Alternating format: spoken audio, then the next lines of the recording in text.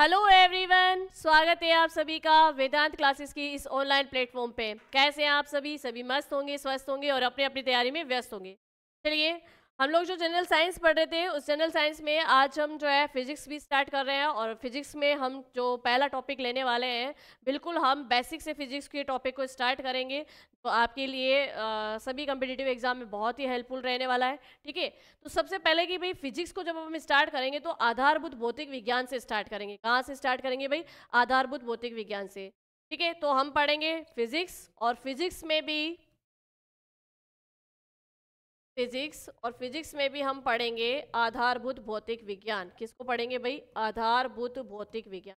पहली चीज तो कि भौतिक विज्ञान है क्या, और इसमें जो है हमें किस चीज़ों का अध्ययन करना होता है, भौतिक विज्ञान में हम क्या पढ़ते हैं, और कम्पिटिटिव एग्जाम में कौन कौन से टॉपिक जो है वो भौतिक विज्ञान के अंतर्गत आते हैं, और भौतिक विज्ञान में हम जो है किन टॉपिक्स को यहाँ पे कवर करेंगे, वो अब आज के आपसे चर्चा की जाए। ठीक है, भौतिक विज्ञान की मैं बात करूं तो भौतिक विज्ञान में हम क्या करते हैं कि जितनी भी भौतिक राशियां होती हैं, अब भौतिक राशियां की अगर हम बात करें तो भौतिक राशियां कौन सी भाई? जिनको मापा जा सकता है, जिनका मापन किया जा सकता है ना। जितनी भी फिजिकल क्वांटिटीज होती है उनका मेजरमेंट किया जा सके, उसका मापन किया जा सके, तो उन भौतिक राशियों का अध्ययन हम विज्ञान की जिस शाखा में करते हैं वही क्या कहलाती है? भौतिक विज्ञान। क्या होती है भाई? भौतिक विज्ञान होती है। ठीक है, तो आधारभूत भौतिक विज्ञान कह दो इसको, या बेसिक ऑफ फिजिक्स कह दो। क्या कह देंगे भाई? Basics of. पहले तो हम बेसिक्स ऑफ फिजिक्स को ही पढ़ेंगे, बेसिक्स ऑफ फिजिक्स को ही पढ़ेंगे। ठीक, चलिए, तो फिजिक्स स्टार्ट होने वाली है आज हमारी, और आधारभूत भौतिक विज्ञान से हम स्टार्ट कर रहे हैं। तो इसमें जो पहला चैप्टर आने वाला है, पहला चैप्टर आपका क्या रहने वाला है? जितने भी मात्रक से जितनी भी भौतिक राशियां हैं उन सब के बारे में हम यहाँ पे पढ़ेंगे। ठीक है, तो चैप्टर का नाम या चैप्टर की हेडिंग आप लगा सकते हो, मात्रक मात्रक वे भौतिक राशियां। मात्रक वे भौतिक राशियां, ये चैप्टर का नाम रह सकता है आपका। ठीक है, चलिए अब देखो, मात्रक या भौतिक राशियां ये हमारा पहला चैप्टर है फिजिक्स का, और इसको हम जो है ऐसे भी लिख सकते हैं, units units units and physical quantities. Units and physical quantities. ठीक है, अब देखो कि भौतिक राशियों का अध्ययन विज्ञान के जिस शाखा में कहते हैं उसको भौतिक विज्ञान कहते हैं। पहले तो जितना हमने अभी तक जान लिया है बहुत ही सरल तरीके से, और ज़्यादा कोई समय भी नहीं लगा जानने के लिए। ठीक है, उनको लिख लेते हैं, उसके बाद में धीरे धीरे हम जो है भौतिक राशियों के बारे में बात करेंगे। तो भाई बात क्या है कि भौतिक विज्ञान क्या है ना, भौतिक विज्ञान किसे कहते हैं या फिजिक्स किसे कहते हैं? तो लिखिए, भौतिक विज्ञान, भौतिक विज्ञान या फिजिक्स। ठीक है, भौतिक विज्ञान या भौतिक विज्ञान या फिजिक्स लिख सकते हैं हम। यहाँ पे क्या लिखेंगे हम इसके अंतर्गत कि विज्ञान की वे शाखा, या सीधा सा सिंपल सा कि कॉन्सेप्ट क्लियर है तो बिल्कुल शॉर्ट तरीके से लिखेंगे कि भौतिक राशियों का अध्ययन करते हैं ना। भौतिक विज्ञान में भौतिक राशियों का अध्ययन किया जाता है। लिख लीजिए यहाँ पे, भौतिक राशियों का अध्ययन, भौतिक राशियों का अध्ययन। भौतिक राशियों का अध्ययन विज्ञान की जिस शाखा में किया जाता है, भौतिक राशियों का अध्ययन किया जाता है। तो भौतिक राशियों का अध्ययन विज्ञान की जिस शाखा में किया जाता है वही क्या कहलाता है? भौतिक विज्ञान कहलाता है। समझ में आ गई ये बात? चलिए अब देखते हैं कि भौतिक राशियों का अध्ययन किया जा रहा है ना भाई, भौतिक राशियों का अध्ययन किया जा रहा है तो फिजिकल क्वांटिटीज होती क्या है? तो नेक्स्ट पॉइंट आप क्या लगाएंगे? नेक्स्ट पॉइंट आप लिखेंगे कि भाई भौतिक राशियां या फिजिकल क्वांटिटीज किसे कहते हैं। ठीक है, तो लिखिए यहाँ पे भौतिक राशि, भौतिक राशि। ठीक है, भौतिक राशि या फिजिकल क्वांटिटीज, भौतिक राशियां या फिजिकल क्वांटिटीज किसे कहेंगे? तो ऐसी राशियां, ऐसी भौतिक राशियां जिनको इकाइयों की सहायता से हम माप सकते हैं, इकाइयों की सहायता से माप सकते हैं, या हम यूँ कह सकते हैं कि जिसमें दिशा एवं परिमाण के आधार पर भौतिक राशियों को मापा जा सके वही क्या होती है? भौतिक राशियां होती है। ठीक है, तो भौतिक राशियां या हम बात करें फिजिकल क्वांटिटीज, यानी जिसको मापा जा सके, बस इतना सा ही कॉन्सेप्ट रखना है भाई। फिजिक्स को जितना इजी तरीके से आप समझोगे ना उतना इजी तरीके से ये याद होगी, इसको रटना नहीं है। फिजिक्स को कई लोग क्या है रटते हैं, रटने जैसा सब्जेक्ट भी नहीं है, समझने जैसा सब्जेक्ट है। समझ लो, फिर कोई दिक्कत नहीं आने वाली। ठीक है, तो भौतिक राशियां या फिजिकल क्वांटिटीज होती क्या है? तो हम लिख सकते हैं इसके लिए कि प्रत्येक वे राशि जिसका मापन किया जा सके वही क्या होती है, भौतिक राशि होती है ना। तो प्रत्येक वे राशि लिख सको आप यहाँ पे, इसी तरीके से हमें लिखना है, या यूँ लिख दो कि प्रत्येक भौतिक राशि को इकाइयों की सहायता से मापा जा सकता है। तो ऐसी राशियाँ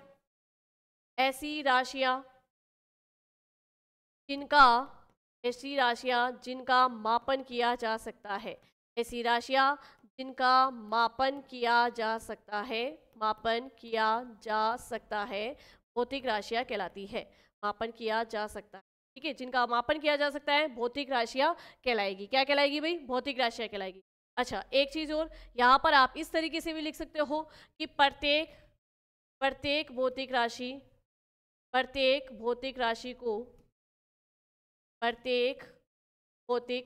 को इकाइयों की सहायता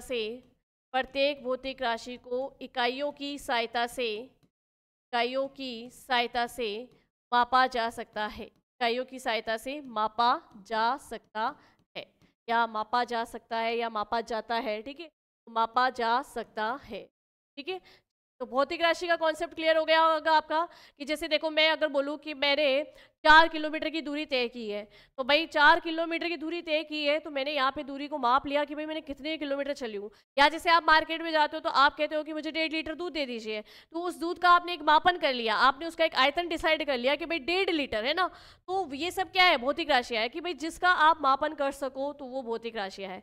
अब देखो भौतिक राशियाँ भी, अगर हम भौतिक राशियों की भी बात करें तो भौतिक राशियाँ भी होती है 2 प्रकार की, यानी ये जो फिजिकल क्वांटिटीज होती है ये 2 प्रकार की होती है। इसको पहले एक उदाहरण से समझना।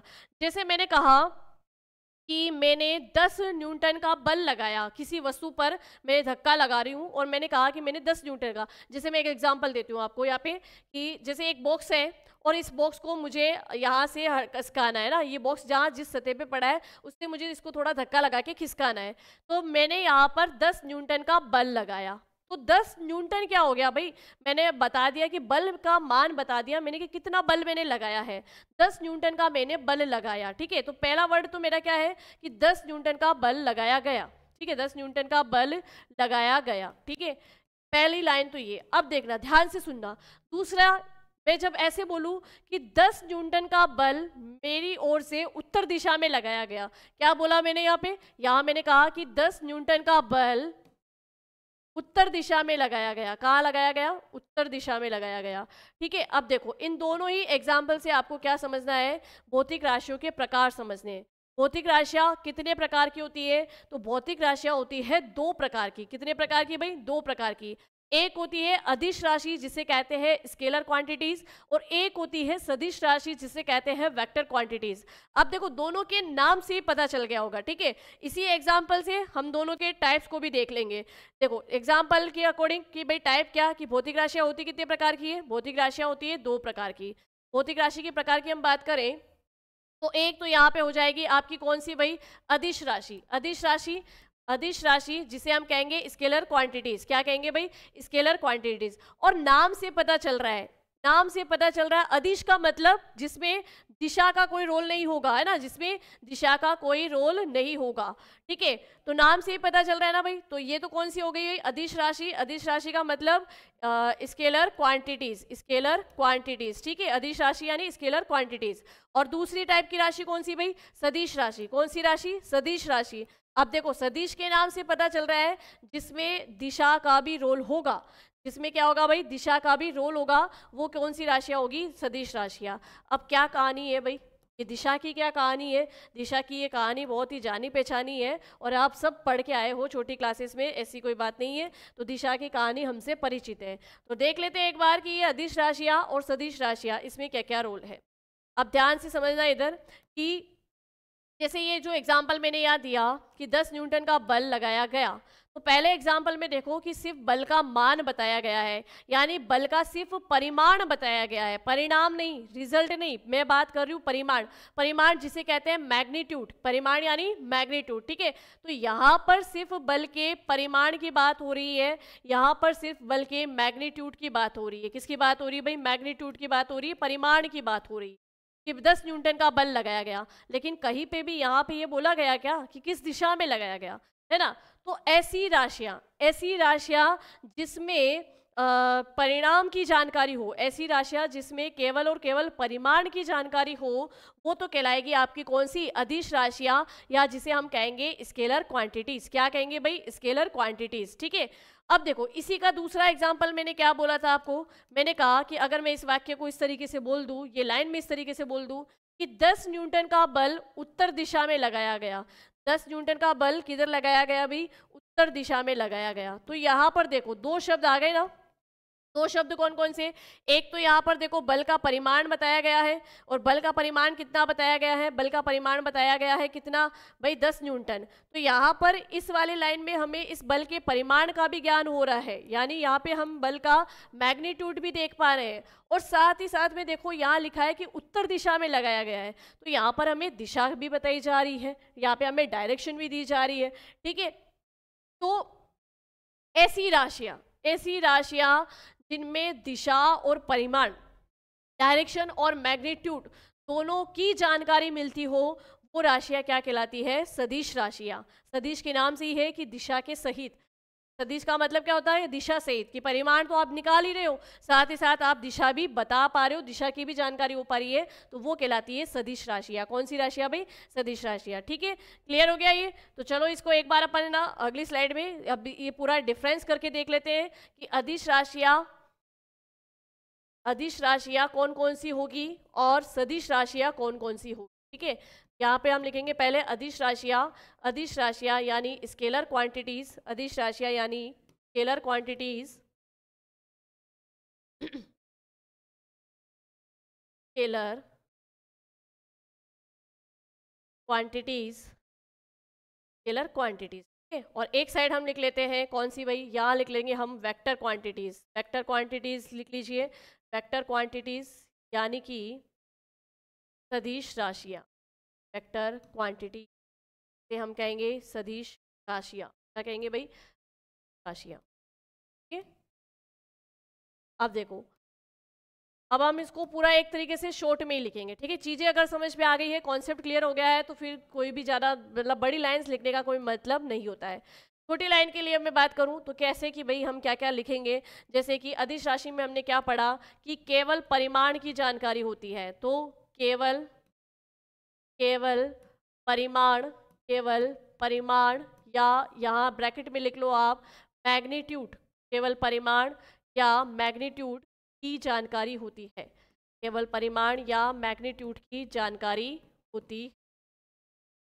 ठीक है, या केवल ऐसी राशियां जो केवल परिमाण की जानकारी देती है, होती है नहीं, या देती है लिख सकते हैं आप, चलो होती है लिख लिया तो भी ठीक है ना, केवल परिमाण यानी मैग्नीट्यूड की जानकारी होती है, वो कहलाती है अदिश राशियां। ठीक है, इधर हम लिखेंगे कि जिसमें परिमाण यानी मैग्नीट्यूड, परिमाण यानी मैग्नीट्यूड प्लस दिशा यानी डायरेक्शन, क्या भाई, डायरेक्शन, दोनों की एक साथ जानकारी हो, दोनों की जानकारी साथ में मिल जाए, तो इसका मतलब वो कौन सी राशियां है, जो वो राशियां है कौन सी भाई, आपकी सदिश राशियां। ठीक है, चलो अब देखो एक पॉइंट और, अब इसमें की एग्जाम्पल हम देखें तो एग्जाम्पल क्या क्या हो सकते हैं। एक चीज और, ये जो परिमाण है, ये परिमाण आपको हमेशा किस में मिलेगा भाई, संख्यात्मक मान के रूप में मिलेगा ना, न्यूमेरिकल वैल्यू ही आपको यहाँ पर मिलेगी। ठीक है, चलो तो एक चीज और कि अब इसके एग्जाम्पल देखें कि कौन कौन सी ऐसी राशियां हैं जो इसके अंतर्गत आती है। जैसे अगर एग्जाम्पल की मैं बात करूँ तो जैसे कि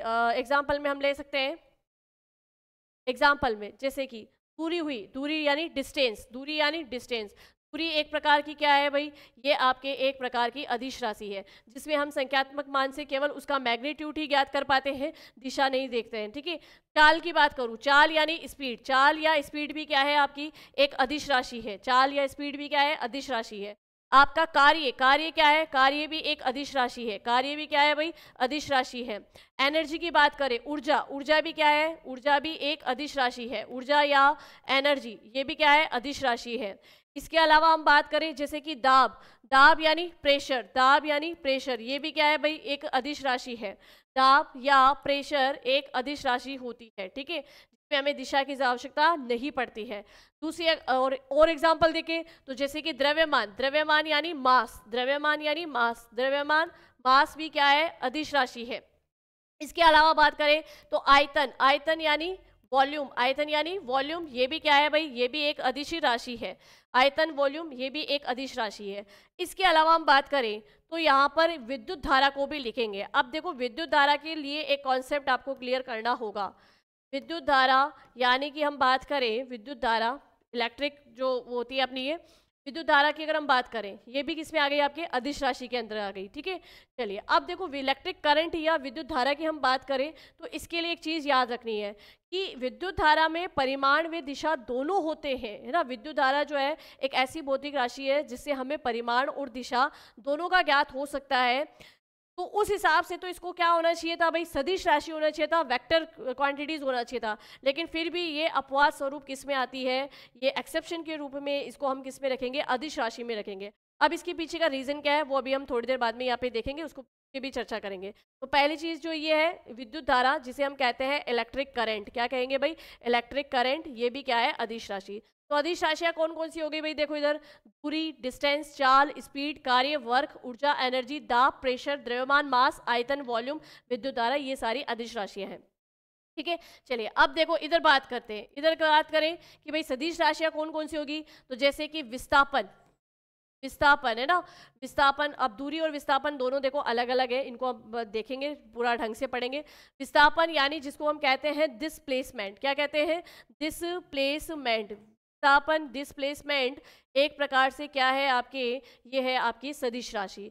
के अलावा हम बात करें वेग, वेग जो है ये वेग भी क्या है भाई, सदिश राशि है। वेग यानी वेलोसिटी, वेग यानी वेलोसिटी, वेग भी क्या हो गई आपकी, सदिश राशि हो गई। इसके अलावा हम बात करें संवेग, मोमेंटम की बात करें तो ये मोमेंटम भी आपका क्या हो गया भाई, ये मोमेंटम आपका हो गया संवेग, या मोमेंटम हो गया आपका सदिश राशि। क्या हो गया भाई, ये हो गया सदिश राशि। ठीक है, चलिए इसके अलावा वेग और संवेग के अलावा ऐसी कौन सी राशि है जो सदिश राशि में आएगी, जैसे हम बात करें त्वरण, एक्सलीरेशन, त्वरण यानी एक्सलीरेशन, ये भी किस में आ जाएगा भाई, ये भी आपके आ जाएगा सदिश राशि में।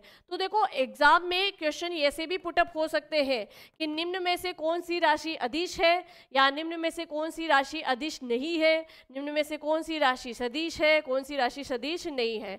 एक और ले लेते हैं यहाँ पे सदिश राशि में बल, बल यानी फोर्स, बल यानी फोर्स। ठीक है, तो विस्थापन, वेग, संवेग और त्वरण और बल, ये सारी कैसी राशियां हैं, ये तो है सदिश राशियां।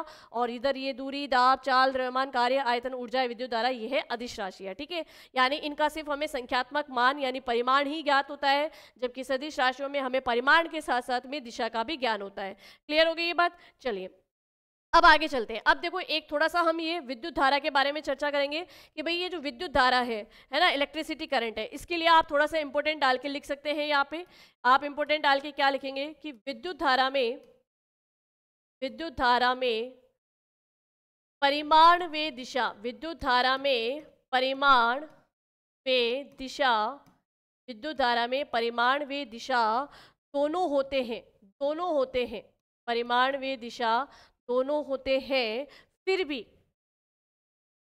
परिमाण व दिशा दोनों होते हैं, फिर भी यह एक अदिश राशि है, फिर भी यह एक अदिश राशि है, यानी स्केलर क्वांटिटीज है, स्केलर क्वांटिटीज है, स्केलर क्वांटिटीज है। ठीक है, अदिश राशि है। ठीक है, चलिए विद्युत धारा में परिमाण व दिशा दोनों होते हुए भी ये एक अदिश राशि है, क्योंकि ये सदिशों के, क्योंकि ये सदिशों के, सदिश राशियों के लिख लो, या हम कह सकते हैं कि सदिशों के, है ना, क्योंकि ये सदिशों के योग नियम, योग नियम, सदिशों के योग नियम।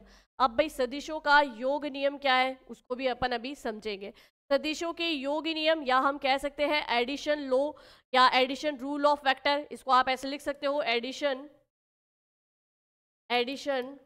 Of vector, addition of vector. ठीक है, सदिशों के योग नियम का पालन नहीं करती है, सदिशों के योग नियम का पालन नहीं करती है, पालन नहीं करती है।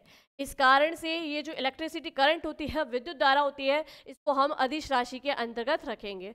अब ध्यान से समझना कि ये कैसे सदिशों के योग नियम का पालन नहीं करती है।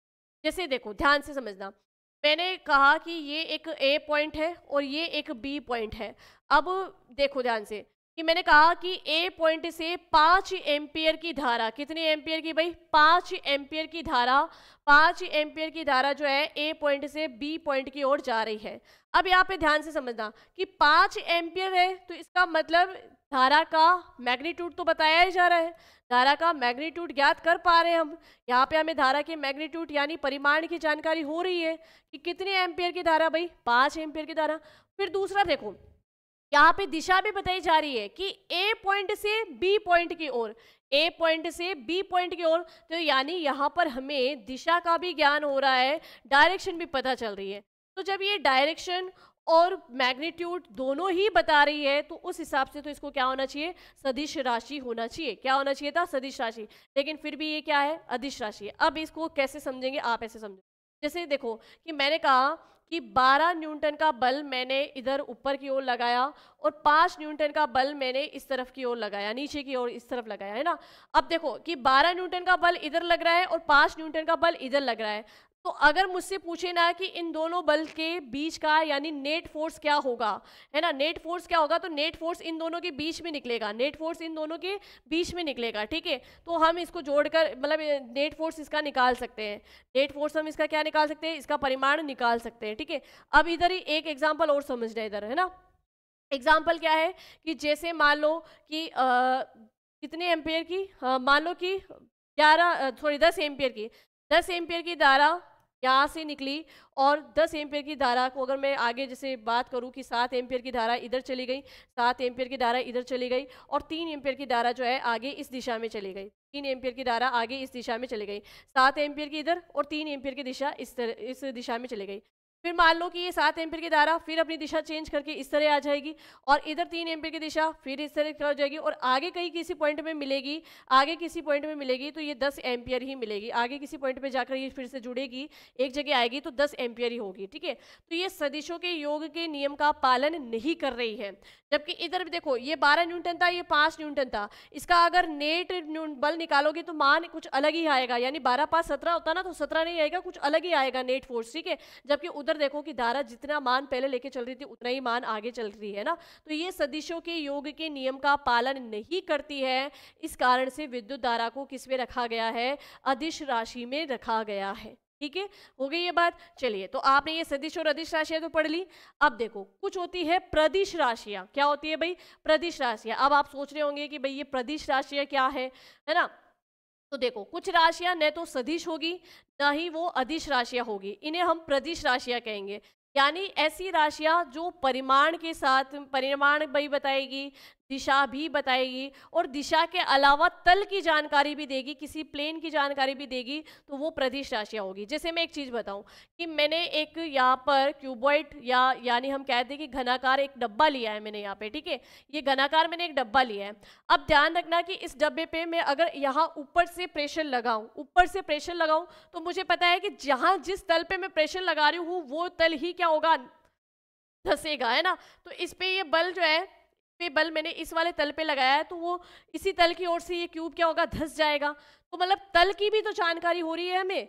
तो जहां पर देखो पहले तो दिशा की जानकारी हो गई कि दिशा, मैंने कहा कि भाई ऊपर की ओर से मैंने बल लगाया, फिर तल की भी जानकारी होगी, जिस तल पे बल लगाया गया है वही तल क्या होगा, पिचकेगा, वही तल धसेगा। तो यहाँ हमें तल की जानकारी भी हो गई। कितने न्यूटन का बल लगाया वो भी, अगर मान लो कि मैंने 2 न्यूटन का बल लगा के इसको ये तल को इसके तल पे धक्का मारा है या दाब लगाया है तो वो धस गया है, ठीक है। तो यहाँ पे परिमाण, दिशा और तल की भी जानकारी हो रही है, तो ऐसी राशियां प्रदिश राशियां कहलाती है।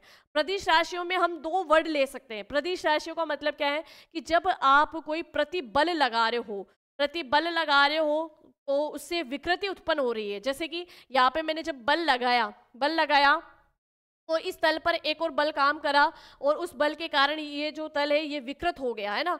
तो प्रतिबल और विकृत यानी स्ट्रेस और स्ट्रेन, स्ट्रेस और स्ट्रेन, ये 2 कीवर्ड याद रखने हैं। वो क्या कहलाएगी भाई, प्रदिश राशियां कहलाएगी, ठीक है। तो यहाँ पर हम लिख लेंगे, यहाँ पर हम हेडिंग लगाएंगे प्रदिश राशियां। प्रदिश राशियां क्या बोलेंगे भाई, प्रदिश राशियां, जिसको हम कहते हैं टेंसर क्वांटिटीज। क्या कहेंगे भाई, प्रदिश राशियां, या जिसे हम कहेंगे टेंसर क्वांटिटीज। तो एक टर्म और लिख लीजिए आप, प्रदिश राशियां, प्रदिश राशियां इन्हें हम कहते हैं टेंसर क्वांटिटीज। टेंसर क्वांटिटीज, प्रदिश राशियां जिसे हम कहते हैं टेंसर क्वांटिटीज। ठीक है, तो यहां लिख लो कि यहाँ इसके पॉइंट में हम 2 पॉइंट डाल के लिखेंगे। 2 पॉइंट क्या लिखेंगे? ये राशि, यह राशि, चलो ऐसे लिखिए, यह राशियां न तो अदिश होती है, ये राशियां न तो अदिश होती है, ना ही सदिश होती है। ठीक है, ना ही सदिश होती है, तो ऐसी राशियां क्या कहलाएगी भाई? प्रदिश राशियां कहलाएगी। फिर हम लिख सकते हैं कि क्योंकि इनमें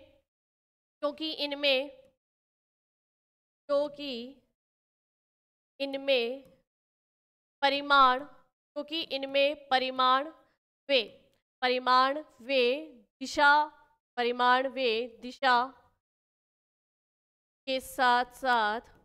वे दिशा के साथ साथ तल यानी प्लेन की भी जानकारी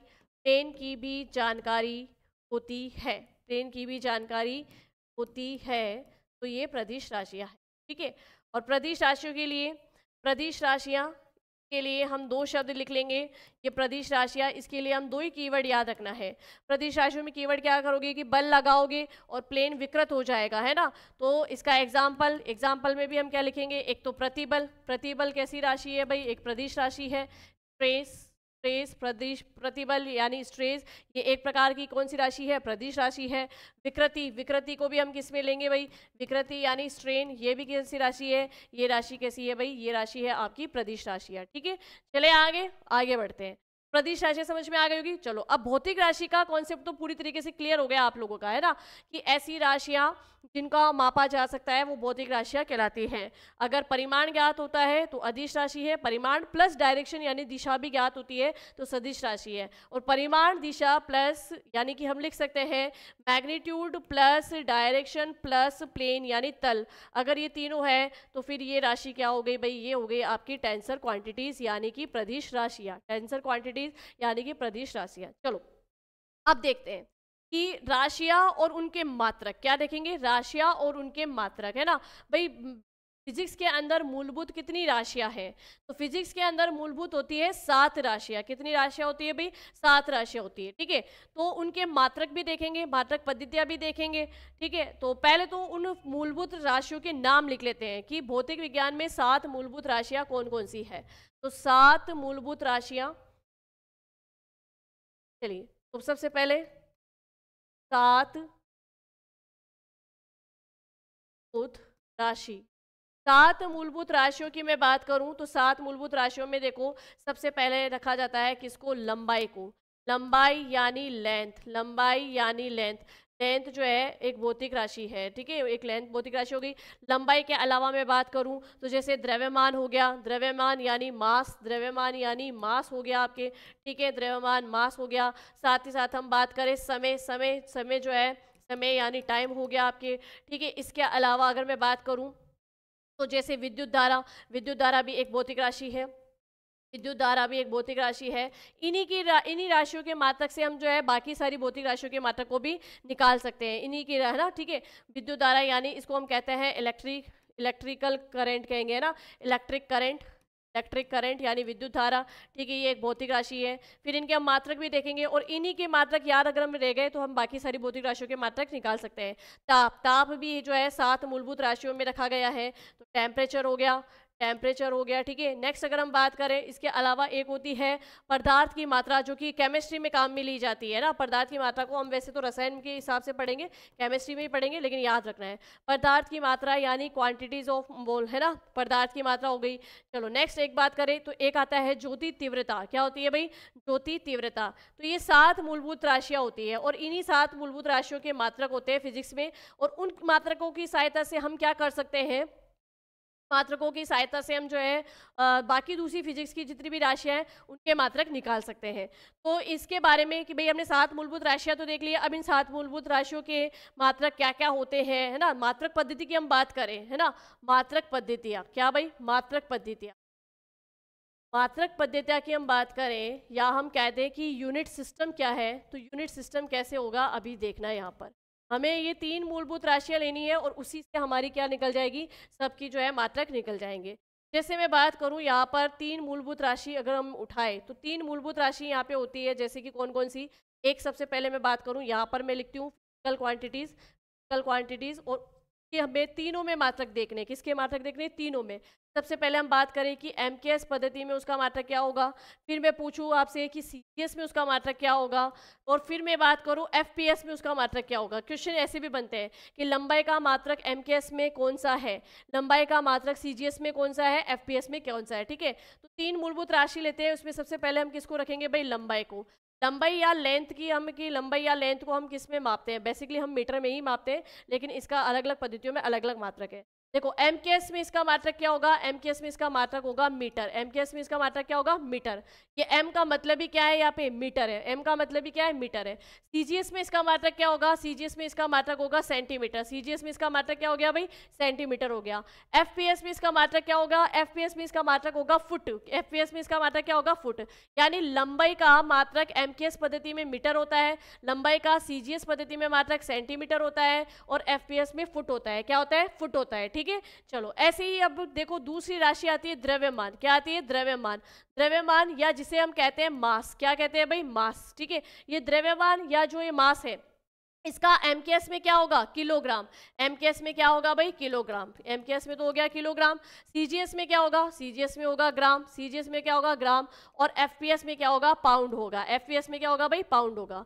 ऐसे ही हम बात करें भाई, लंबाई नाप ली, द्रव्यमान माप लिया, अब समय की बात करें, है ना, समय की बात करें तो समय यानी टाइम। ठीक है, तो टाइम का एमकेएस पद्धति में सेकंड होगा, एमकेएस पद्धति में सेकंड होगा, इसका सीजीएस में भी सेकंड ही होगा, इसका एफपीएस में भी सेकंड ही होगा। तो ऐसी राशि जिसके मात्रक एमकेएस सीजीएस एफपीएस तीनों में समान है वो कौन सी है, समय, सेकंड में। ठीक है, तो एमकेएस में देखो मीटर, किलोग्राम, सेकंड। सीजीएस में देखो सेंटीग्राम, ग्राम, सॉरी सेंटीमीटर, ग्राम और सेकंड। एफपीएस में फुट, पाउंड और सेकंड। इन 3 राशियों के मात्रक से बाकी हम इन सारी भौतिक राशियों के मात्रक को भी निकाल सकते हैं, तो वो तो हम देखेंगे हमारे नेक्स्ट सेशन में। आज फिलहाल इतना ही पढ़ा हमने कि भौतिक विज्ञान क्या है। भौतिक विज्ञान में भौतिक राशियों का अध्ययन किया जाता है। भौतिक राशियों के अध्ययन में हमने पढ़ा कि भौतिक राशियाँ होती कितने प्रकार की, जैसे अदिश राशि, सदिश राशि, 2 प्रकार की राशियाँ होती है।